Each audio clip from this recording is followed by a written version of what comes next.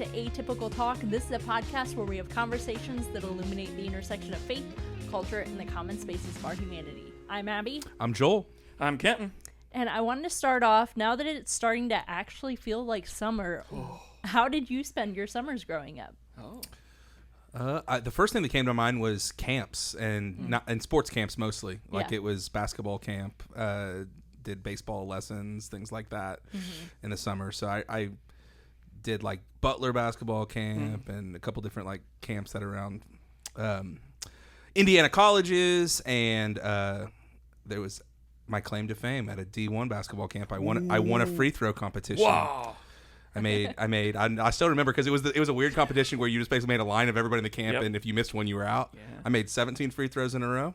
Dang. And I won the thing, and I was not a great free throw shooter, which is the best part. It's like I was kind of like 50-50, more than most NBA players. And I don't know how in the world I did it. But yeah, anyway, so it was basketball camp, that thing growing up. That's awesome. Ours was camping, like camping. Yeah, well, no, because we didn't use a tent. So With I guess camper. you can come at me, but we camped in a camper, so it had air conditioning. The camping community will let you know what they think about that. Yeah, I know. But yeah, we would go camping. I played baseball basically every summer. Was kind of my thing. So we did that, and then we had one of the lucky ones. We had a pool at our house, so I would spend a lot of time there. Although, looking back at it, probably not nearly as much time as I should have, because it's one of those classic like. You're a kid and you kind of wants to just take for chill. granted all the things especially because it didn't have like it was above ground, it was like no diving board or anything cool. I just ran in circles and tried to make a tsunami. But yeah, that's what we did. How about you, Abby? We did a lot of camping too. Like camping? Well, my parents had a camper, but because I have 8 siblings, we couldn't all fit in the camper. That's true. So some of us Who were the lucky ones? Like, tents. how did they decide who gets to stay inside? I preferred to sleep in the tent. Whoa! I thought I was so cool because I was like sleeping on the ground and stuff. And as a kid, I could handle that. Now I need an air mattress those magical air mattresses that don't deflate the entire night. Those exist? I don't think so. Only for the 1%. Yeah, I was gonna say they're probably hundreds of dollars. Yeah. But so we went camping a lot, and then almost every summer I'd spend a week at my grandparents' house with my cousin, and we would go fishing, and Grandpa would always take us to go get ice cream and stuff, and so that was always good memories there. Yeah, we did a lot of ice cream. I grew up in Peru, so it was a lot of East End double dip. Yeah. Kind of like Scoops if you're in the Kokomoans. Is that still around? Yeah. Oh, okay. Fun fact, because everybody at this table I'm sure will love to hear it, but I'll mention it. Fun fact, Brooke, who's on the pod more than me these days, she used to work there. Yeah. That was kind of her high school gig. She might have talked about it. I don't know. I can't. Yeah. I'm sure she has. Yep. So our first article, it's a little bit of a controversial article. Speaking of I'm ice still cream. full. I'm still full from lunch. Yeah, we talked about let's ice dive cream. in. There's cookies on the We overdid it at chair. lunch, so let's get into this first topic. Controversy. It's an article from For the Gospel titled "We Need to Address Pastoral Obesity." Watch it. In this article, it Attacked. points out that many churches boldly address sins like sexual immorality, greed, and drunkenness, yet often overlook a prevalent issue among their leaders: pastoral obesity. Drawing on 1 Corinthians 6:19-20, which calls believers to honor God with their bodies as temples of the Holy Spirit, author Costi Hinn argues that chronic obesity among pastors is not merely a physical concern, but a spiritual one, rooted in a lack of self-control, which Scripture explicitly requires of church leaders. The issue is not a few extra pounds, but rather patterns of overindulgence and poor stewardship of the body God has entrusted to them. Hinn calls on both churches and pastors to take action together. Churches should actively support pastoral health through accountability, fitness stipends, and encouraging healthy rhythms of rest, exercise, and wise eating, rather than enabling or ignoring unhealthy lifestyles. While extending grace to those with legitimate medical conditions, Hinn emphasizes that the same gospel that forgives us also transforms us, and that the church should strive to raise up leaders who are both spiritually and physically healthy so they can faithfully shepherd God's people for decades to come. What did you guys think of this article? No notes. Let's move on. Okay. No, I mean, I think I saw sort of the clickbaity headline, and it was a different tone than I feel like the article actually presented, which was always interesting in trying to get eyeballs on things, because it very much felt like a shame-filled title and clickbait title for the link.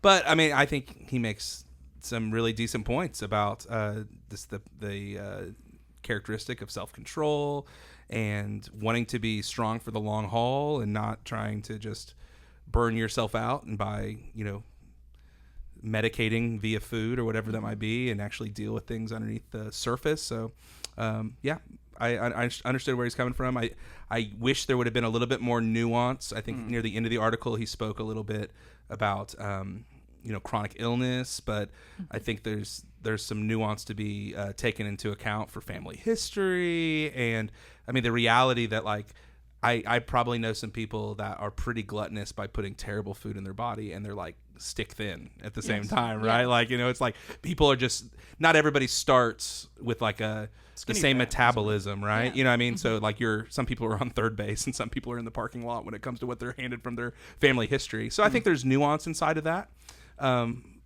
But I see where he is coming from in this, and personally challenged by it. Yeah, I think it's all, I mean, I agree with Joel. I think the gotcha of the article, like presentation, was definitely a clickbait. But I mean, I felt like even after reading it, it was still pretty clickbaity, because it definitely avoided, I mean, all of those issues of family history and all of that. The fact that, like Joel said, skinny fat's a real thing where you just... I'd love that, by the way. Yeah, I mean, it's not necessarily good for your internal organs, but outward appearance-wise. Yeah. But yeah, I mean, it's just so much like that. And I think it felt, reading it, it still felt like there was this air of just vanity behind it, of like, see someone that's large, or even not that large, but people want to call obese or whatever. It's like, yeah, you just see that person, and then I think the article mentions like calling them out, and I'm like, well, you're really just calling them out only for their size. Yeah. It just felt so demeaning. And although I think that the article mentioned great things about things that the church could do to support pastoral health, whether that's like stipends for fitness, like Abby talked about, or health insurance, or different things that are possible for some organizations. Yeah, I mean, I think you're going to get more impact if you're confronted by somebody who you value their opinion. It's just, you're only going to hurt if you just come up to somebody and say, looks like you've been eating too much food. Yeah. And it just doesn't do anybody any good. And also, I mentioned this before we started recording, but like it says, it points out that many churches boldly address certain other things, and I would call on churches to address those things with more ferocity than they already do. So I think, yes, it's one more thing. Yes, we should be intentional about our health. Yes, it's very important to strive to be healthier. But yeah, this feels a bit like a gotcha, like an attack. A little bit. So we're just going to announce right here on the pod our new GLP-1 ministry at Bridgeway Church. Was it Shots for Souls, Losing Rolls? Yeah. There it is. There we go. We got it. Oh my gosh. So sign up Losing Rolls today. Just kidding. I really like rolls though, especially with that cinnamon butter. Oh, yes. I know we just now we're hungry legit, again. But we're losing. Yeah. Yep. See, can't even. Abby, what was your first blush, and as you read this more and lived with it, what were some of your thoughts? I mean, first blush, just reading the article titled, I didn't love it. Like, yeah. And then it talked in the article too about like having the elders keep the pastor accountable and stuff. And I don't know if that's someone else's place. Like, I feel like a pastor can take care of their own health, and like they might not be open about what they're going through, or their family history and all of that type of stuff. And I also think that we need to have, I mean, maybe this isn't just in Christian circles, but we need to have a healthier view of our own bodies. Like, a lot of people are doing their best. Some people who are overweight, it's not just because they're eating unhealthy and stuff. They could be trying really hard. And I think that we need to give ourselves more grace, give other people more grace, and try to, love people where they're at. And I don't think it's necessarily just, focusing on whatever the pastor's going through, because, you can call out someone else's sin and not notice, what else is going on in your own life, and think that, because this is the pastor, we need to keep him accountable. I don't think it's on the same level as greed and, sexual sins and stuff like that. I think I agree. I just think there's a reality of, like, you could approach this with, like, how you doing? This, because I mean, a lot of this could stem potentially from just mental health struggles or something like that. And I think approaching it, and I mean, a lot of moral failings can somewhat stem from that, but I think catching that early and approaching that in a way with grace and just things like that, and being like, hey, how are you doing? Like, I'd love to talk about this, or whatever. Yeah, and again, like with tired, like people being tired, like I mean, that's when I eat the worst, is when I'm overdoing it, because the salad doesn't sound good when it's 11 p.m. and you had dinner yet. So I haven't had dinner. So I mean, I think like part of that is like, how's your rest rhythms, and are you taking a breather? Are you taking time to yourself, and all that kind of stuff, which you can approach that with more of a holistic health than looks like you went up a size and you're and this just didn't feel it. I think that's probably what they were getting at. It was just in a way that was like, Well, our second topic is a CNN article titled "Why These Adults Are Suddenly Obsessed with a Kid's Toy from the Late 90s." Tamagotchis? This feels better. Tamagotchis? Is that what we're doing? Better. Yeah. Beyblades, the customizable spinning top toys that first became a hit in the late 1990s and early 2000s, are making a remarkable comeback across Asia. From Japan and Thailand to Taiwan and Hong Kong, adults are gathering in unexpected venues like tattoo parlors, parks, and shopping malls to battle with the toys, with Hong Kong alone seeing a 14-fold surge in sales year over year. Rare models are even being resold by scalpers for up to $80, 10 times their original price. This resurgence is part of a broader kidult trend, adults embracing children's hobbies and toys, driven by nostalgia, viral social media posts, and the inclusive nature of the game, which levels the playing field across all ages.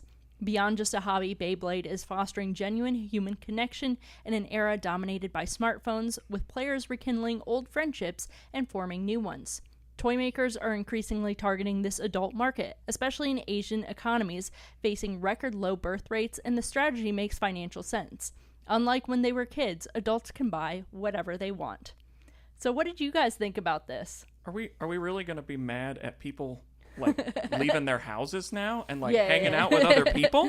Like, you talk to them face to face about a shared interest. Like, also, this happens at the Kokomo Library, so like more power to you. Like I mean, maybe it feels weird because we're not into Beyblades, but like I'd hang out with a bunch of dudes or gals and talk guitars or whatever, and I mean, you could play that when you were a kid, or so it's like, I just feel like if it's people getting together and hanging out in real life and forming friendships, that's what it's all about. It doesn't matter what it is, as long as no one's getting hurt. I don't think there's nothing like. Well, I don't know how far those Beyblades can fly. I know. Yeah. I mean, my hand, I got an injury. But I just feel like, the kidult. I just like. I want to be we should all be more kids at heart. Yeah. I don't know. Yeah, I think. I mean, underneath of this, I feel like is, modern life is so stressful and so packed and so demanding, and it feels like we're drowning in so many different kind of ways, that I think there is this grasp for nostalgia that is like back to a simpler time and back to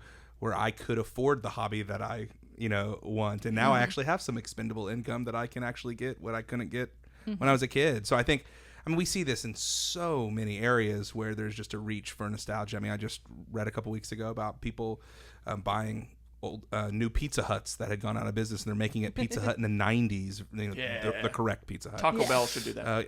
Yes. All those different kind of things, because I think there is this disillusionment with the world that we have inhabited and the world that we've inherited, and I think that we're reaching back for, man, when we were a kid, it was just so easy. It was just so easy and simple, and I think that's what a resurgence of kid toys is, and that's why I know so many adults that got into Pokemon cards again 30 years after they did their first round of Pokemon, right? And why we reach back for those things. And it can be a fun escape for a while. And I think this is better than just a fun escape, because it actually has community that can be tied to it, and real face-to-face interactions and socialization, which is better than just being in your room alone. So, yeah, I don't see too much negative about this until there's gang wars over Beyblades. And, I mean, I would love to. I mean, I think this has always been a thing.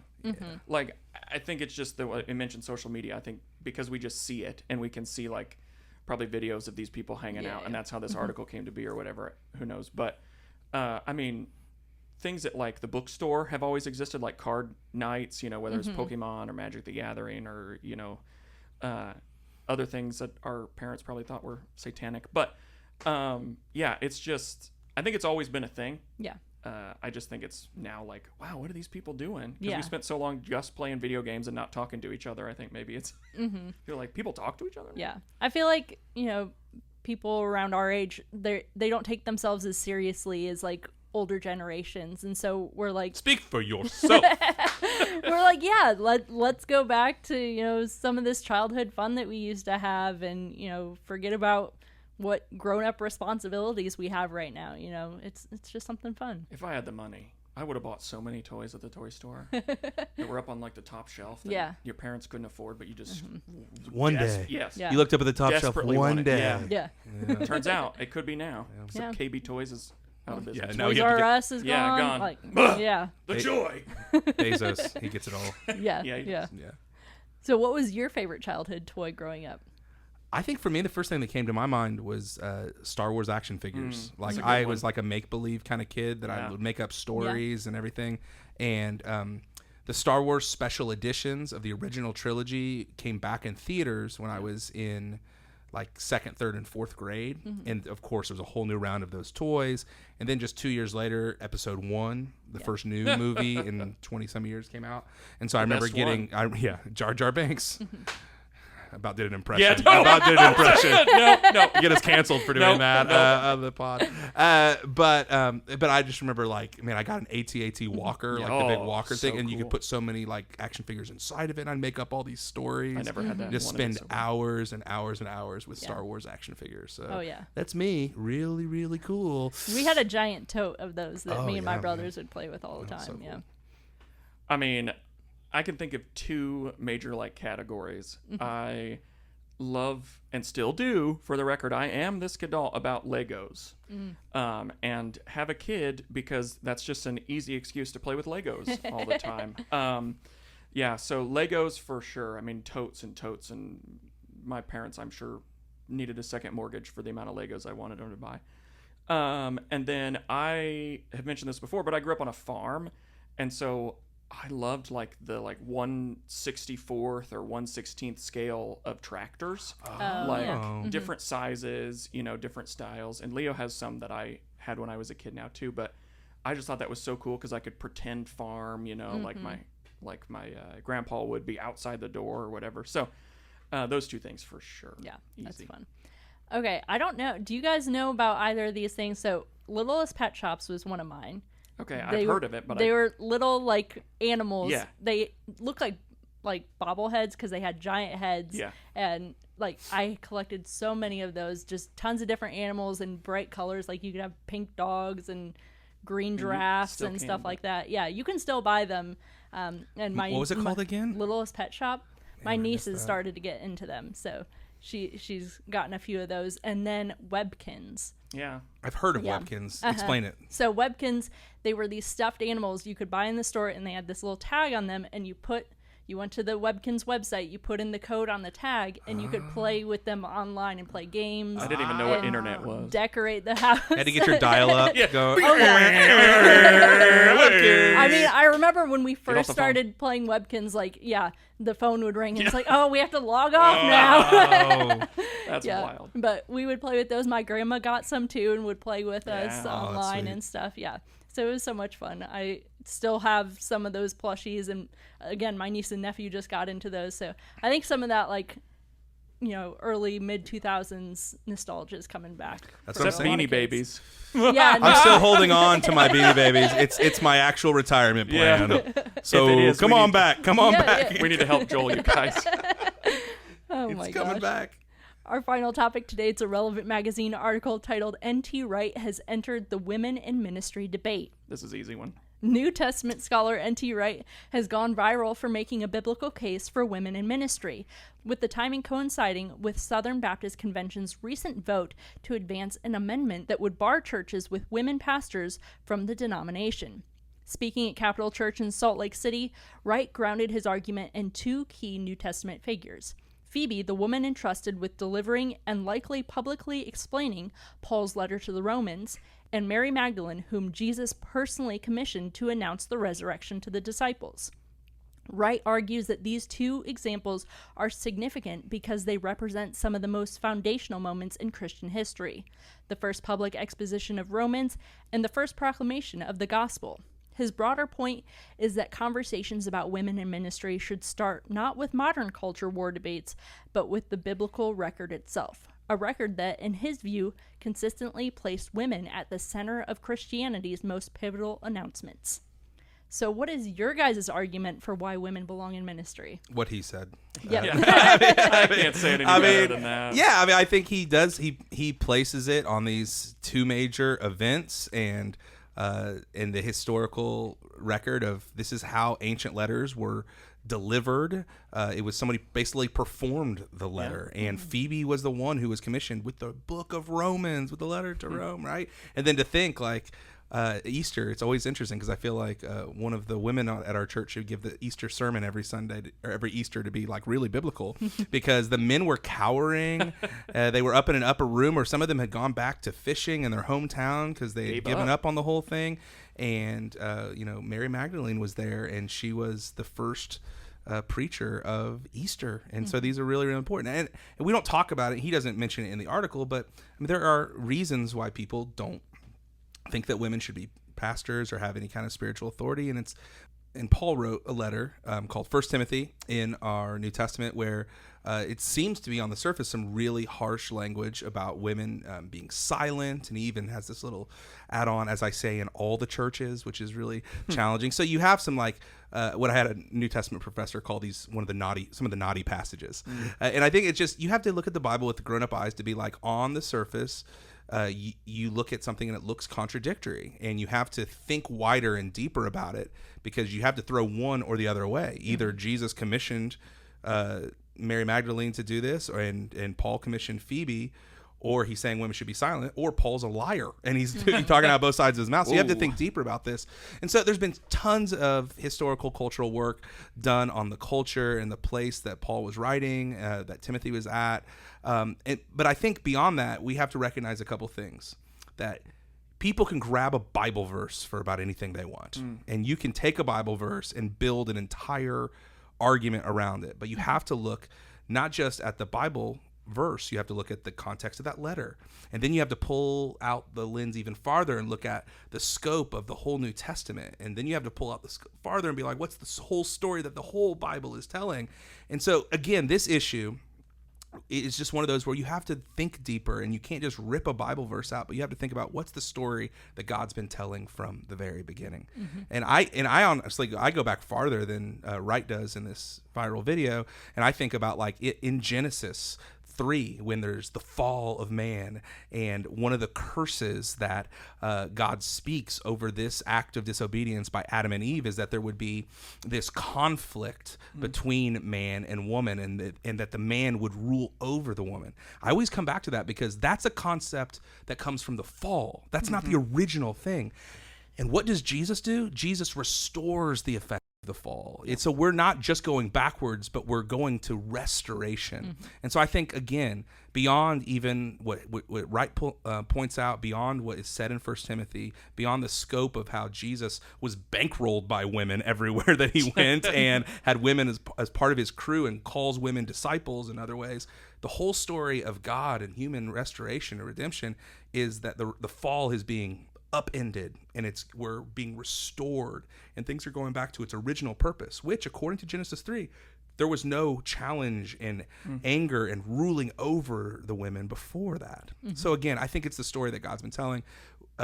We proudly here have women lead wherever they have spiritual gifts to lead, and there's no ceiling for them. And I think that the more that a watching world sees a church where women have a ceiling to what they can do, the more that we lose our credibility and witness when most major countries in the world have women presidents, and we're not quite there yet. But I still feel like this is what God has been up to, and I love hearing Wright talk about this because he's so thoughtful and he brings that historical lens to it. But yeah, that's a little bit of how I see it. Yeah. I mean, I can't beat Joel's biblical information he just said, because I agree with all of it, or I wouldn't be here. But I mean, I just will keep it more simple, I think, maybe, and just think about, I mean,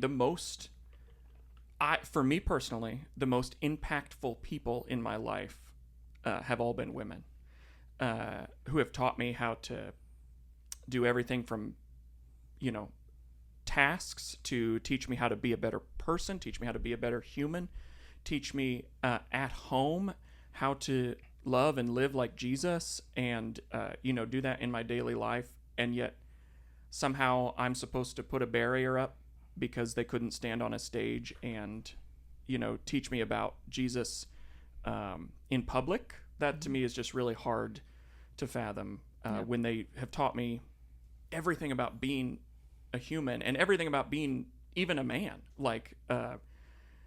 so it's just, I just have a really hard time just conceptualizing the idea of constraining anybody to something just because there's a title to it or a reverence that otherwise maybe there doesn't need to be. Yeah. That's a much better argument than mine too, by the way. I mean, it's good. No, seriously, it's just so, what are we talking about? I think the amount of people, I don't know that I should have looked it up before I came in, but the statistics of percentage of teachers that are women versus teachers that are men. But they're not teaching the Bible. I know, but I'm saying we literally, they're forming every child, and we entrust so many people with the formation of our children because they spend 8 hours there a day versus the few hours we get at home, unfortunately. And it's just we're entrusting so much of that, but it's okay in that circumstance to teach math and, English and art and all of these things, but then somehow teaching about how to love like Jesus is different. Yeah.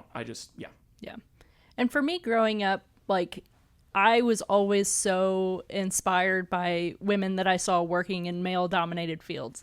If I saw a woman astronaut or engineer or a pastor, I was like, oh, girls can do this too. And I think, we have progressed quite a bit since I was a child, but I feel like we still need that. We still need women representation everywhere for these kids to look up to and to see, I can do that too. And what a powerful thing.